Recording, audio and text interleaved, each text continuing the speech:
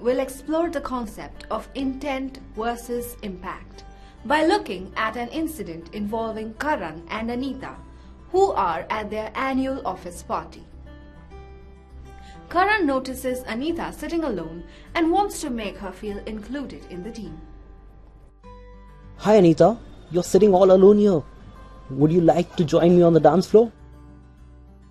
No, thank you, Karan. Come on, you're new to the team, you will get to know us better. No, I'm fine, thanks. And I don't take kindly to people touching me like this. I'm so sorry. I was just trying to break the ice. I did not have any wrong intentions behind my words or actions. Intent versus impact. Often, situations that have no malicious intent behind them can inadvertently end up as inappropriate and unprofessional behaviors.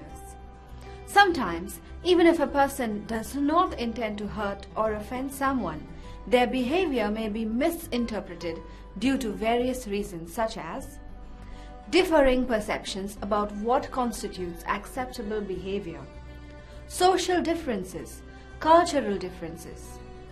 It is important to remember that what constitutes workplace sexual harassment are actions that are not only explicitly sexual in nature, but also those that are viewed as being unwelcome. And what constitutes a sexual or unwelcome action is an entirely subjective matter. Therefore, one would do well to understand that in sexual harassment cases, the intent of the individual whose action has been deemed to constitute sexual harassment doesn't matter. What matters is only the impact that their actions have had on the aggrieved individual, on the complainant, in other words. In Karan and Anita's case, Karan didn't intend to make Anita uncomfortable, but his physical touch impacted Anita negatively and would thus be considered unwelcome. Karan's benign intentions notwithstanding, of course, Karan apologized immediately. But considering what we now know constitutes sexual harassment and the concept of intent versus impact, Karan should have left Anita alone the minute she had refused to join him on the dance floor. How can one ensure that their behavior does not amount to harassment? When in doubt, ask yourself these 3 questions. 1.